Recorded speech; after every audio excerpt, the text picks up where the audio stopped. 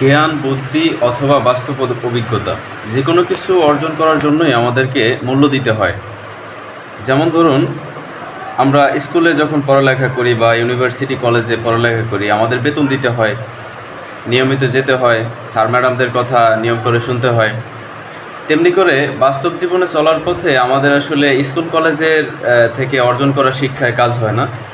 বাস্তব জীবনের প্রতিটি পরিস্থিতিতে নিজেদের ওভারকাম করার জন্য এমন কিছু জ্ঞান এবং অভিজ্ঞতার দরকার হয়, যেগুলো আসলে আমাদেরকে চরম লেভেলের মূল্য দিয়েই ক্রয় করে নিতে হয়।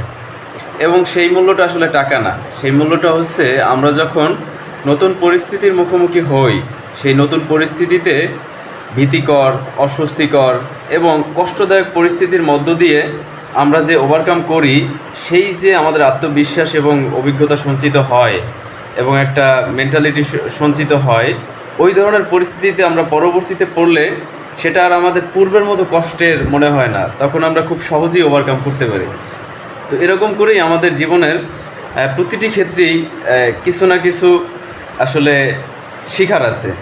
প্রতিটি পরিস্থিতিতেই আমাদের কিছু না কিছু শেখার আছে। আমরা প্রতিনিয়তই নতুন নতুন পরিস্থিতির মুখোমুখি হই। দেখা গেছে গতকালকে আমি যেভাবে দিনটা পার করলাম, ভাবতেই পারি যে গতকালকে আমি সেই দিনটা পার করেছি, সামনে হয়তো বা এই দিনটা আমার আর আসবে না, বা সামনের দিনটা আমার এরকম হবে, তাহলে আমার সামনের দিনটা সহজ হবে, আমি গতকালকের অভিজ্ঞতায় সামনের দিনটা সহজে পার করতে পারবো।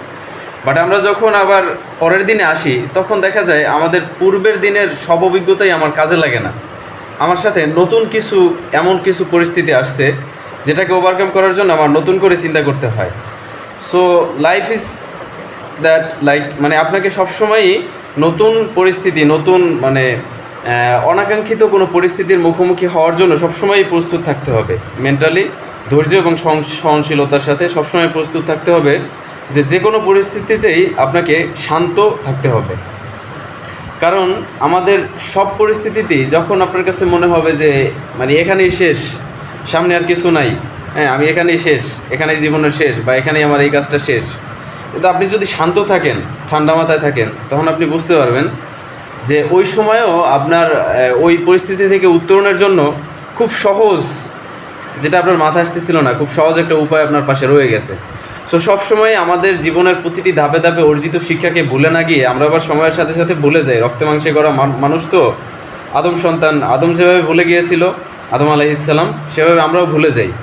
সো আমরা যেন আমাদের প্রতিটি পরিস্থিতিতে অর্জিত জ্ঞান, অভিজ্ঞতা, এগুলোকে ভুলে না গিয়ে এগুলোকে মনে রাখি, এগুলোকে ধারণ করি এবং সময় মতো যেন সঠিকভাবে ব্যবহার করি।